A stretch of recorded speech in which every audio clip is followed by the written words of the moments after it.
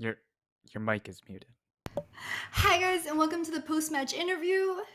Wait a minute, this isn't the interview. Hi guys, and welcome to week 1, day number 2 of the Pacific Championship Series, Summer Split 2022. I am your caster, Genevieve Julie. Joined with me on the desk today is, of course, Frank Nightstar Ping. Nightstar, how are you feeling today? I'm very excited. We're into day number 2, of course. Day number 1 was pretty Yesterday. pretty fun. Definitely some surprises here and there. We got to see a lot of changes, of course, in the rosters Mm-hmm. and in the game. Uh, Mm-hmm. Yeah, but before we dive into that, of course, we have to thank our sponsors, CDBC Bank, for sponsoring the league. And then, of course, Carry Live Co., Garena, and Riot Games for just making this stream possible. But yeah, what are your thoughts about yesterday's games, Jenny? Ooh, I was super excited for yesterday. I mean, of course, debut match is always going to be exciting. Plus, the fact that we're coming out of durability patch from 12.10, a lot of cool stuff going on. I'm not sure if we're going to see the standings in a bit, but I mean, I think the standout performance was definitely IMP winning over Dewish team. I mean, IMP, we'll get a bit more into this later, but and essentially changing their roster and then having such a better performance in yesterday's games than they had entirely all of a spring split. PSG winning over CFO and JT beating DCG, I think, was pretty much to be expected as well. But I mean, the matches were also really close. I think those could have gone either way. As you can see on your screens right now are the results from yesterday, our opening match that I was expecting a banger of a match. I mean, we're on 12-11. We'll let it slide, but it was still pretty exciting. PSG beating CTBC, Flying Oyster, IMP with that win over Dewish team, and then Beyond Gaming getting that much-needed win versus Meta Falcon team to start off their season. Frank, you'll give us your thoughts on Frank Esports later on, but beating Sum9 as well, and then JT to close out day 1 with that win over DCG. As I said just now, I think both game 1, game number 5 could have kind of gone either way. I think all 4 teams did pretty well. Yeah, certainly. And of course, we get to jump into our standings. Frank Esports, of course. I mean, the standings, reflect They day don't matter number at 1. this point. We're like day Exactly. 2. It's 5 people, 5 teams stand for tied for first, and 5 teams tied for Exactly. sixth. It's either 100% win rate or it's a 0% win rate at this point, Frank.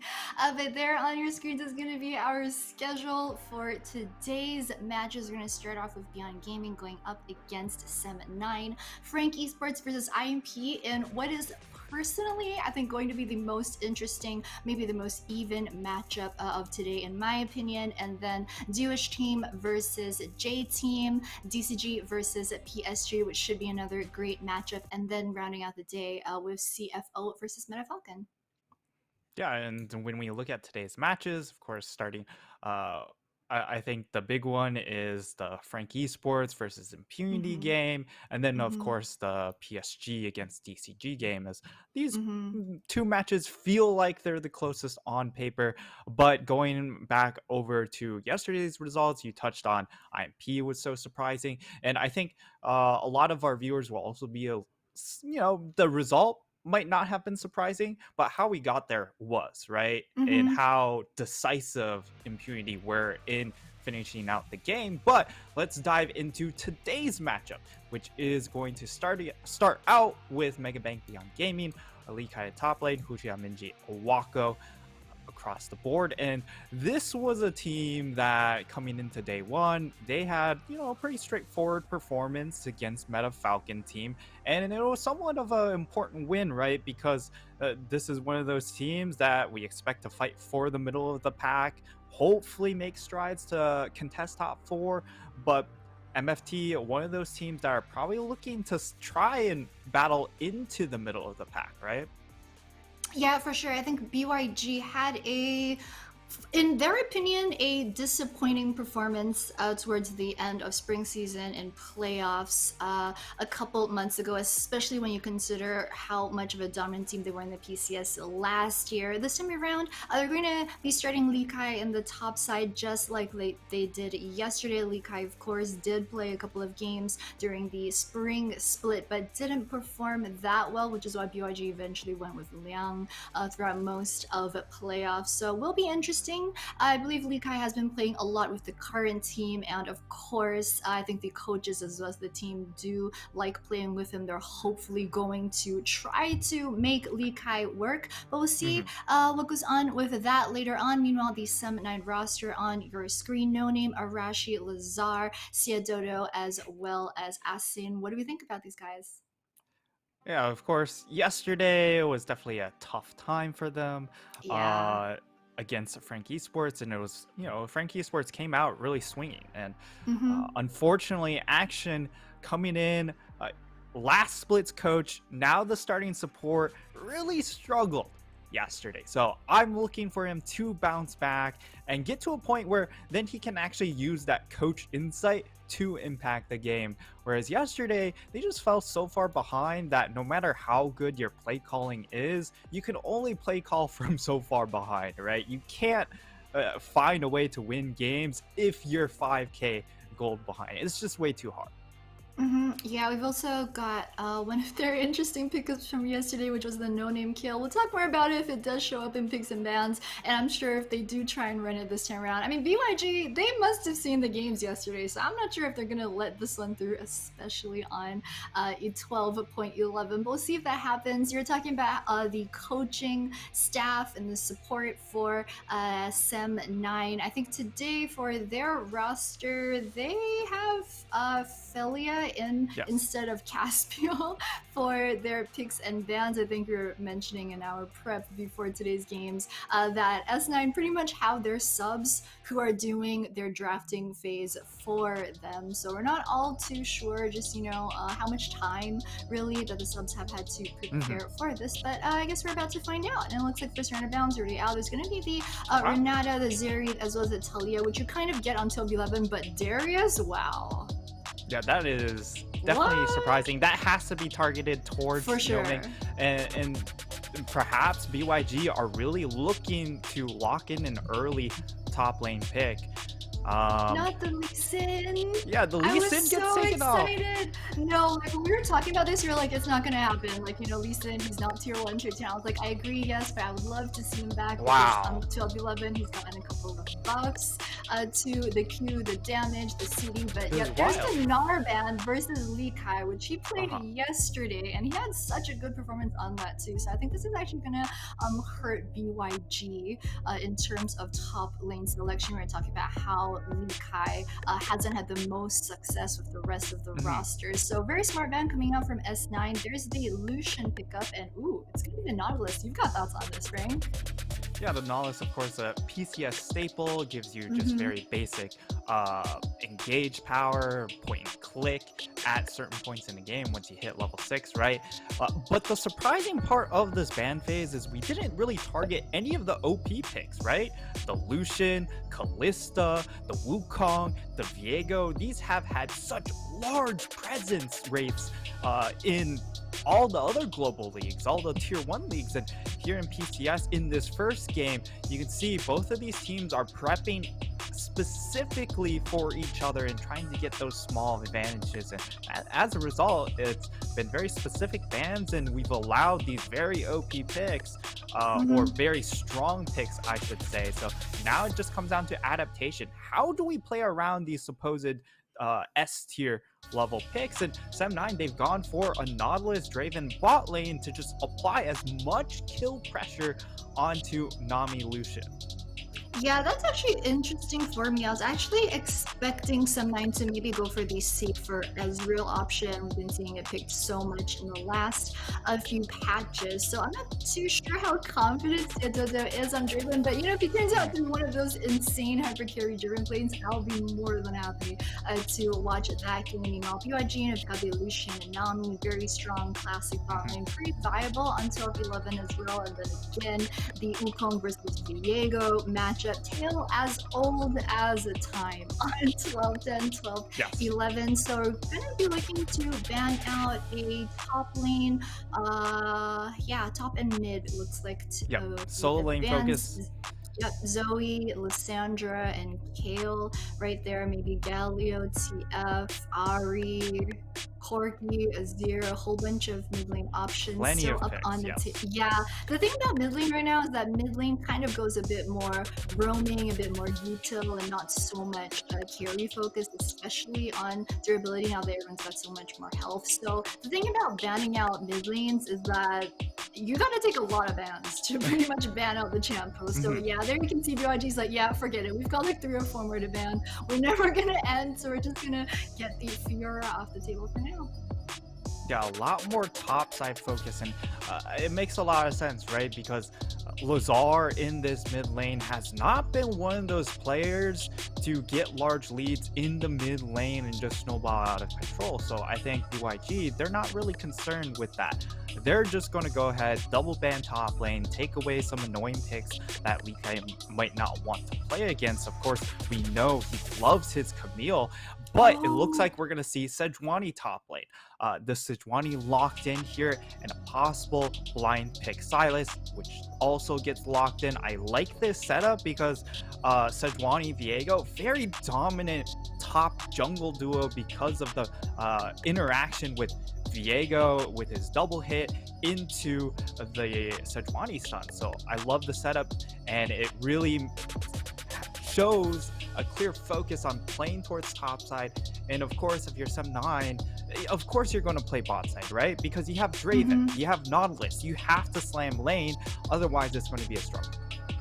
Yeah, for sure. And they will lock in the Gwen. So it'll be the Gwen versus Viego over in the top side. They rounded out their composition with the Ari. And taking a look at the BYG side, as you were saying, the Sejuani as well as Viego, really good synergy with each other. I think Minji on the Sylas, I think is kind of one of those picks that shouldn't go too wrong. Sylas right now is a bit more dependent on scaling than he was before. And the thing about Minji, I think on BYG, is that he's been one of the players that in general doesn't have that big of a champion pool. And on a patch such as 12-11, I think this weakness has gotten even more exposed. I think when you think back to summer, he was playing like the Zoe, Akali, Orianna, and these are all, most of them, like just champs that, I mean, he can't play Akali on 12-11 for sure. So I think BYG go for this safe option, which is put him on Sylas so that he doesn't get too behind, but also like he maybe won't have as much potential to carry later on. But we'll see. Yeah, and I mean, when you are playing the Sylas into the Ari pick, Ari doesn't really have a ton of kill threat onto you, whereas on the flip side, the Sylas can definitely exert some pressure back towards that Ari at after a certain point, especially in this mid player matchup. We don't see Lazar be super punishing again. The entire last split, he's really struggled, especially numbers wise. If you watch the game, even more so. But we'll see how 7-9 play out this game. They're of course looking to find a way to break the winless streak as we finally jump into game. It's 7-9, it's BYG, game 1 of day number 2.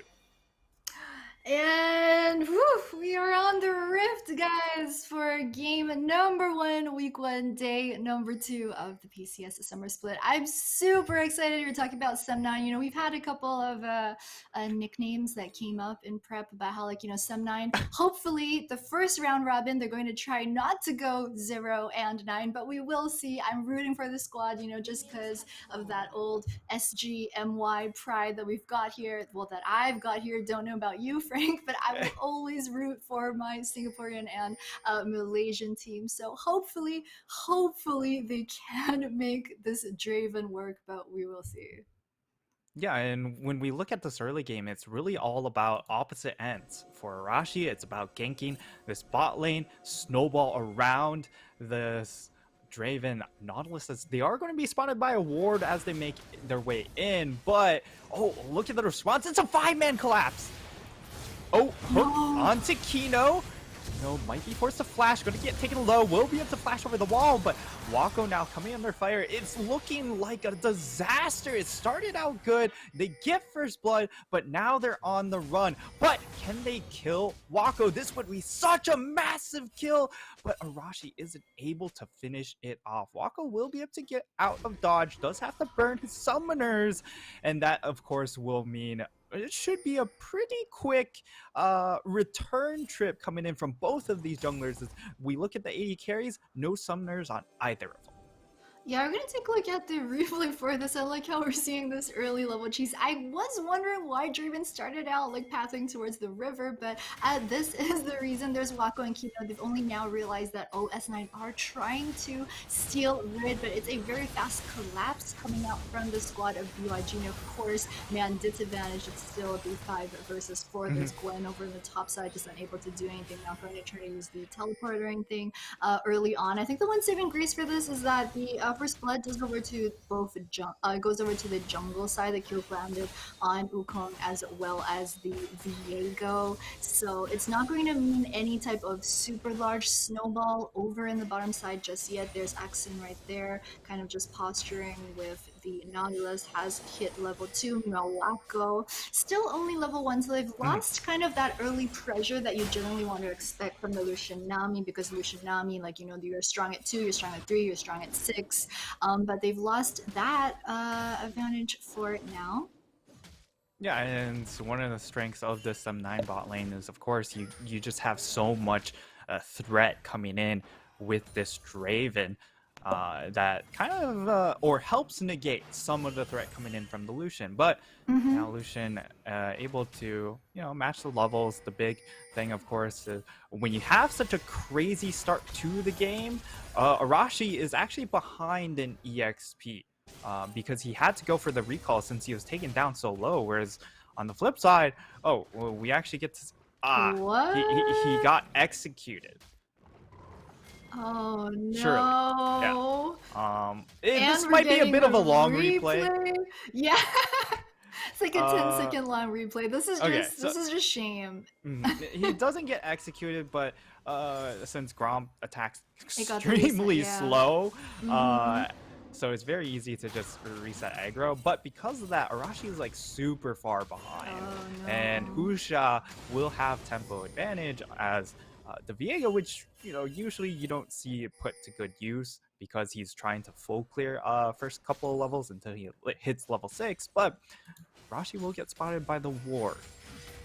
Yeah, this is actually a bit rough for the Wukong, because I think on 12-11, if memory serves me right, there was a bit of a change where Wukong actually... Oh, mid lane, hang on a sec. Both mid lane is really low on mana. There's a Zard actually with the Q and the W, doesn't have quite enough mana for any more follow-up. So they're going to both back off for now. Arya's action down. Axon got warding in a bad spot right there. It's going to use this hook out to safety, but that's a really expensive ward that BYG are going to be able to pick up. Lukai again, below on mana over the top side, is gonna get pushed in by No Name onto Gwen. It's not that surprising early on, Sejuani, especially like, you know, levels 1, 2, 3, it's not that easy for her to clear the wave, but she should be fine farming under tower.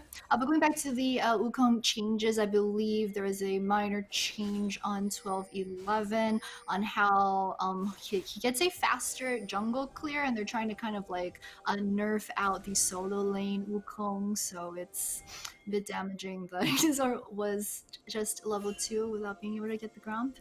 But we'll see. There's a roam coming out from Arashi. They don't have ward control try though. Oh, top side 2v1. Be a turn, and it looks like it will be Husha gets himself that kill up in that top side. Very easy execution.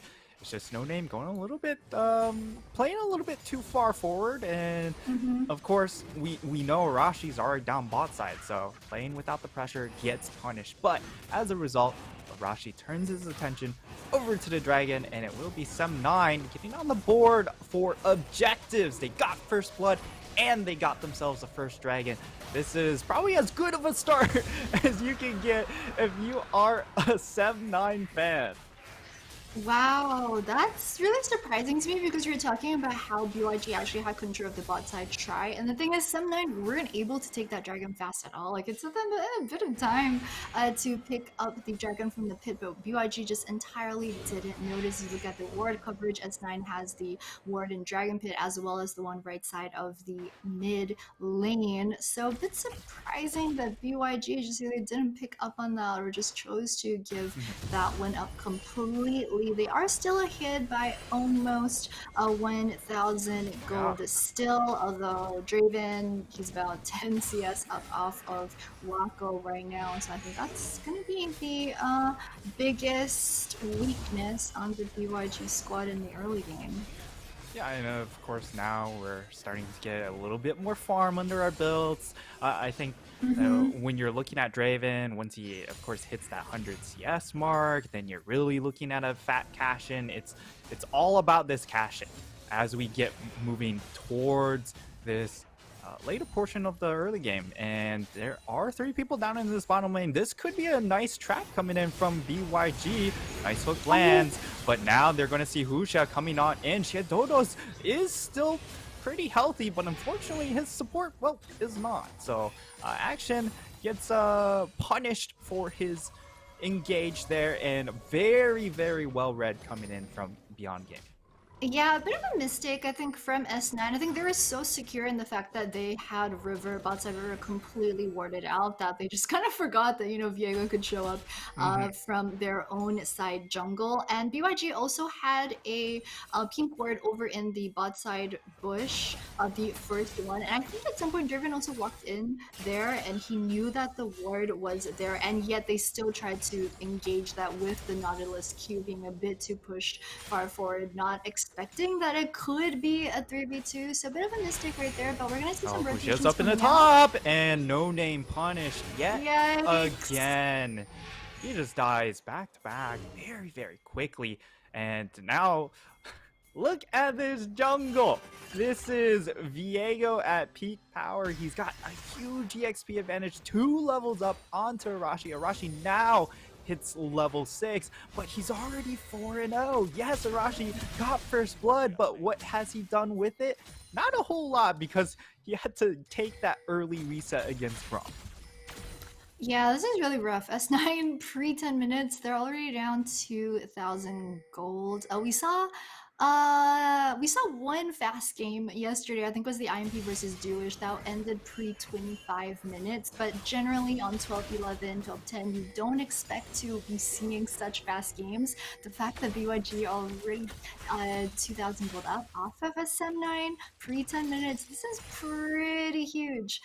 Looks like a bit of a lane swap.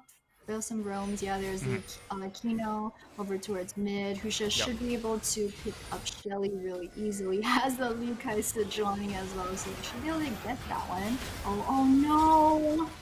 Yeah, that's a possible pick. Action does land the hook, and Arashi goes in with the ultimate, but it's not going to get much out of it. Will be a disengage coming in from BYG, as now Shiedodo is here with the team. Action. Okay, that's a flash from a Nami, so that's something to keep track of. Nami-less, Nami flashless, of course. Very easy to pick off target enchanters. Yes, the durability patch does make them tankier, but they are still enchanters. After a certain point, you don't get levels, so the HP per level doesn't really help you out that much. Yeah, and I'm not entirely sure there are solutions for S9 right now to try and shut down BYG's Viego. I mean, they've done a good job of trying to shut down the Lucian, Wako's Lucian, and you can tell that they had the idea to want to shut down Viego early based on how they went for that level 1 cheese. But at this point, the way that the game is progressing, I'm not sure S9 will have any more easy answers. You're thinking about the Ahri pickup, the way you want to play Ahri is you want to be able to push out your lane, go for those side runs after you hit 6, and I don't think that S9 will be able to play this with the fact that he showed so far. He'll be on top lane again, lead guy but just the heal? up there, wait the turnaround he though. Missed. Oh no, no name. Misses pretty much all of his ultimates, but Gwen is still way too strong against these tank champions. Finds a solo kill. Lee Kai, I mean, he misread them. He just straight up miscalculated the 1v1. I think maybe it might have been a bit of a hard decision. We'll take a look at this first. So he does actually land the ultimate on the Sejuani at the start. So he does manage to get the root, but then No Name just doesn't care. He just continues snipping away at the poor Sejuani. We're talking 12-11. There are a couple of changes to Gwen. She actually got hit with a bunch of nerfs on this patch, so she gets less armor on her W. She also has a longer cooldown on her E. But I think in the 1v1, it just doesn't matter as much. It matters more in terms of those team fights, the extended skirmishes. 1v1, she's still pretty darn strong and still being picked a lot in leagues such as OPL, for example. So I feel like Lee Kai should have known how to play that one. Maybe he's just not had that much experience putting Sejuani around topside because he's for sure been playing Gwen. Yeah, and Gwen's just one of those big staples now. There's definitely a bit of a contest in this river area, but not a whole lot to fight over, right? As Shiododo will be able to get himself a plate, but it's they'll probably chump change compared to the 2k gold lead coming in from BYG. They got themselves a second dragon that slows down the dragon stacking coming in from Sumnai, which really is their one way in here because their composition does seem to be predicated on trying to force a fight around this dragon, and one of those ways is, of course, if you are able to get dragon stacking and force them to say, hey, you have to contest us on this third dragon, otherwise we're just gonna keep getting stronger and stronger and we can win through that soul. But that's not going to be the case here. Charm lands. It's going to be the route onto Minji as well, but I mean, look at the reinforcements. It's going to be 3 people coming over, chasing down Minji, and he is all by himself. Does have the Ari ultimate, but the CC is there, and that will be the side of Sem9 finally being able to respond back. However, maybe a top lane play. No Name, he's been punished. Lee Kai, I think, yeah, he's just gonna ward the top side try just to see if there's a ward or anyone possibly in there. Husha, though, spending a lot of time up here with that red buff, trying to Accent's making his way up. Oh, there he goes. Nope. No, immediately no. And he backs out.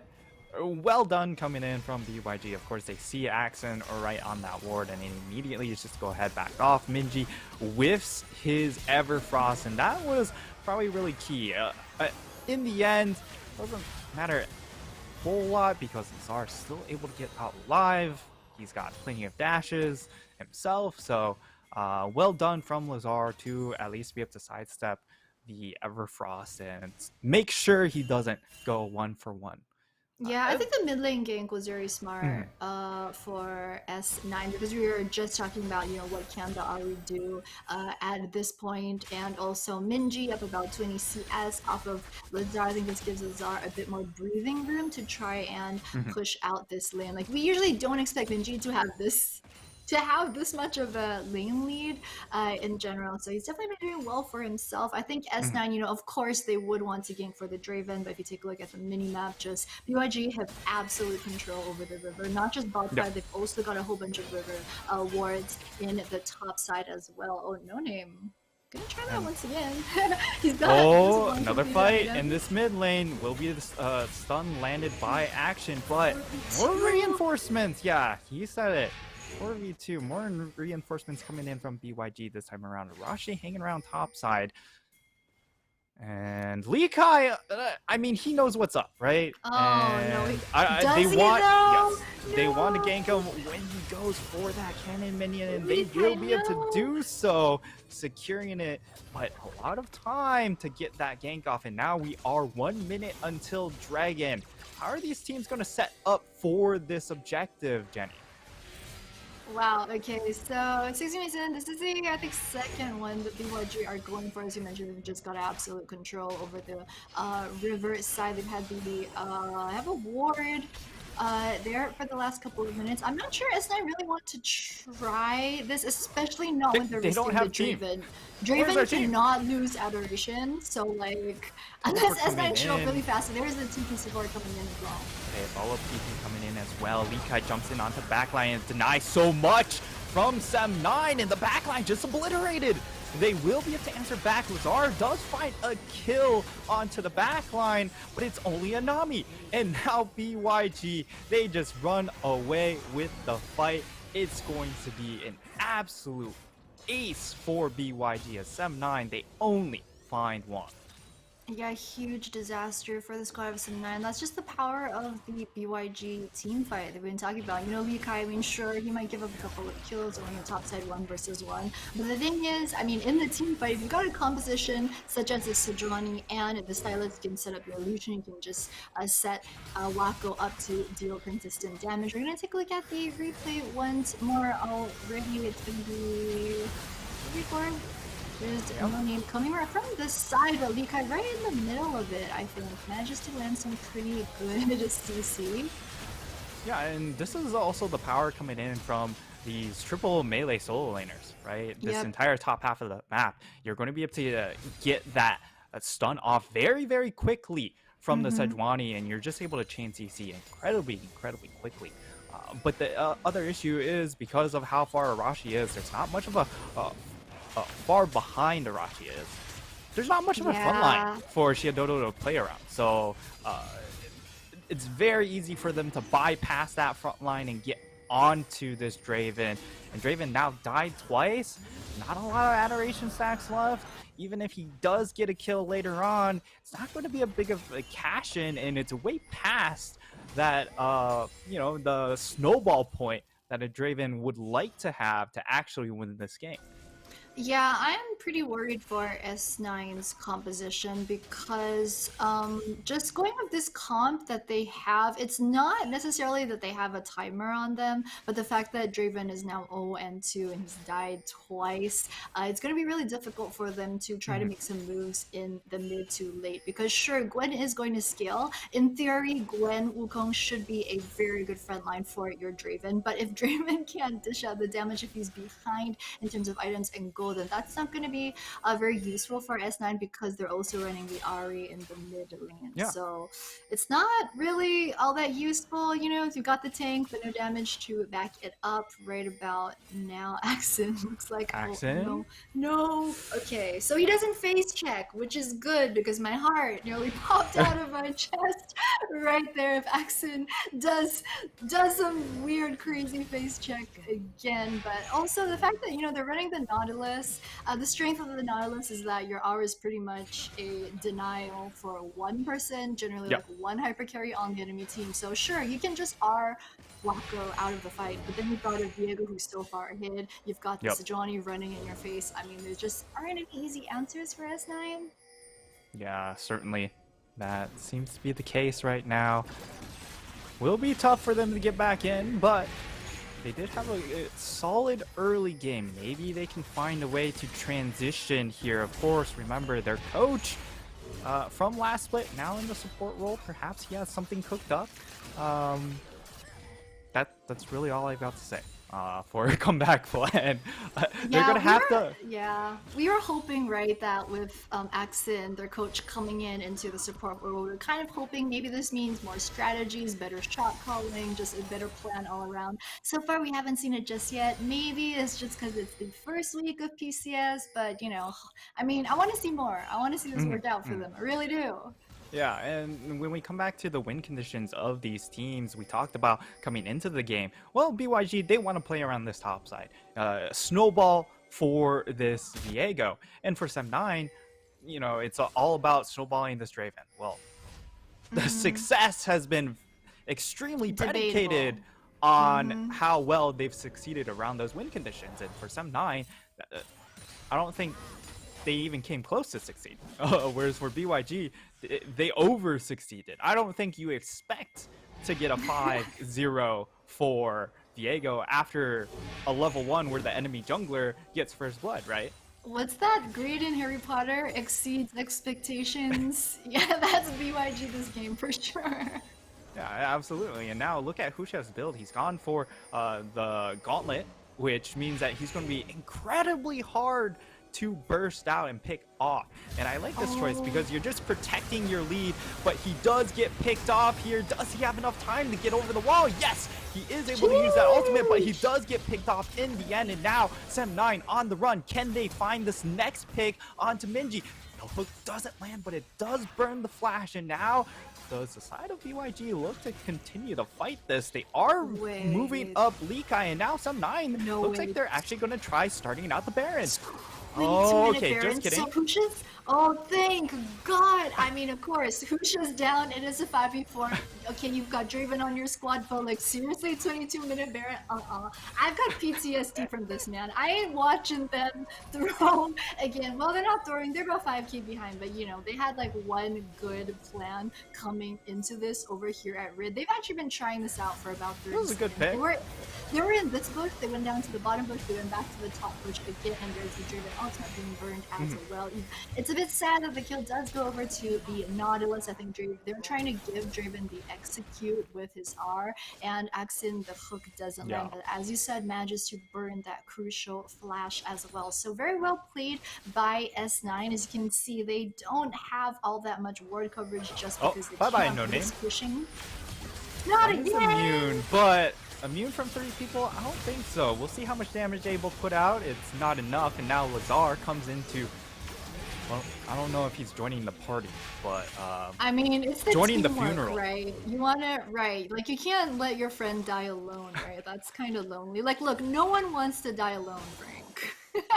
I don't know if he quite made it to his grave. Like, if you look at the mini map, he actually dies quite a ways away from No Name, so not quite enough synergy. But now with both solo lanes dead, BYG turned their attention over to the Baron buff, and I mean, already 5-6k gold lead. It's pretty impressive. BYG have known to always slow play these games and consistently build up those leads. Once they get into a power position, it's very difficult for them to let go, even if they do take a while to actually finish out the game. Yeah, that was what we were wondering coming into today, right? Because BYG traditionally, especially in spring, have always played that type of slow game, the 1-3-1. But yesterday when we saw them versus MFT, they were actually just skirmishing around early to mid. Not sure if it was just to match the pace of MFT, but we were wondering, is this the BYG style coming into summer? But you know, this game, they're going back to their roots. They're playing it very methodical. They're doing very well. I mean, they've managed to get 4 towers so far. After the tower plates were dropped, they picked up both heralds as well to help them with that push. Just very smart, slow play that should allow them to close this one out. They've got a bunch of kills onto Minji as well. He's now 4-1-3 with the 400 bounty. So yeah, as long as they don't make any major mistakes, they should have this game one in the bag. Yeah, now this is going to be a devastating push for the side of BYG, because if you look on Sem9's composition, they're just not really a whole lot of wave clear. So it's very hard for him to... Oh my god, that's the hook burn in action. That is not a coach move. No, supports please. Typical support. That's the solo queue support. Just sending it right there. Oh no. I feel like that's straight back to the coach role for him, but now BYG looking for the killer. Looking for the kill at the end. Lazar does get bubbled up. That should be a kill, and Lazar will go golden. And that will keep himself alive, but now Arashi goes in. The flank coming in from No Name, but he might be able to claim one. Does go 1-for-1, but can he keep chasing for more? The root does come out from the Silas, and now Minji is here to clean up the fight. And that's probably all she wrote. Action! Back in time to see the rest of his squad go down. Yeah, this Nautilus, yeah, they're just... Oh, he didn't get the Penta? What? Well, that's disappointing. Yeah. He stole it. First game back, Jenny, and we get a quadra kill, but one short of the real highlight, which would have been the quad. or I the like how Penta. BYG, they actually, as a team, turned around. They didn't expect, like, oh, 26 minutes would actually the star hit, and it's still more than 10 seconds on the death timers. They thought about it. There's a Ratchet, he knows he's got. Oh, wait, they're going for the Get the last. kill! Oh, Had your KDA, boys, make your stats look good in week 1. But yeah, I mean, there's a player cams on your screen. You can see BYG don't even look all that happy, except for Likai. He looks like he had he's a fun always game. happy. Because that's true. In fairness, he did. Also, Kino, I think he had the haircut. I think in between spring and summer, I think he went to be part of his military service, which is why his haircut is a bit different from spring. But anyway, so you can see on your screen, it looks just like a good standard game coming out from BYG. We had some questions after yesterday, the way that they played, what their style would look like after that. But today it looks like they just went back to the roots and were able to play it very comfortably.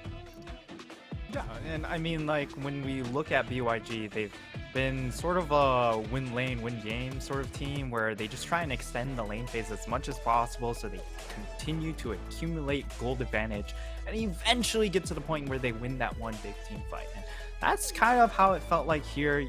Of course, Sem9, they tried to find a couple of flips. There was that nice collapse over up in the top side. We're going to see replay of how the game ended, but I mean, there's really not much to talk about, right? Lazar, I think it was really unfortunate for him because it started off well for Sem9. The thing is, Lazar started out right at the start of the fight in the thick of things. By the time it came down to the crucial part, was about 3v3. He had no more mana. Otherwise, I actually think S9 might have been able to play something out differently. As you can see, a really low mana right here at this point, where it looks like if he had E, maybe he could have charmed, get the Q onto Likai as well. But just, I mean, once you drop like that, the Draven, solo Draven versus 3, he had no chance at that point. As you can see, seeing the fact that he got caught out at the tier 2 just now meant that his death timer, when he came back up, like his teammate was already all dead. So it was a 5v4 already. I think for the fact that they started out as a 5v4, sometimes played that last team fight as best as they could, but it just wasn't enough. Yeah, and I mean, Lazar also had to start out with the ultimate, right? So once they finally got that first pick, his ult has already expired, so he wasn't able to get resets, which also could have played a factor, right? Because imagine if he was able to get one more dash into the backline, he kills maybe 2, because they were really low, as you mentioned there, just didn't have enough mana, but also didn't have the reset to gap close onto those low health members. So a bit unfortunate for Sem9, but also not surprising result. Again, this is Sem9 who did go winless in Spring Split. I mean, I have a huge soft spot for Sem9. I think just the fact that there is a Malaysian squad that has tried continuously for years after we've seen various other orgs, various other countries just not really able to feed within the PCS. The fact that Sem9, you know, they've lost to Shiro as well as Kirino for this summer, and that really hurt them. I mean, Shiro, when he was off playing SEA Games at the end of the Spring Split a few months ago as well. Like, these are good players, especially, like, you know, considering the Southeast Asian region. I think Sem9 just has had trouble trying to lock down a stable roster, which is why we see players being in and out every season. So they're doing the best that they can. They really are. I love this team. Yeah, trying to make the best of a poor situation, but unfortunately, the PCS is a little bit brutal when it comes to the top half of the standing. So definitely a large gap between, you know, the first 4 teams.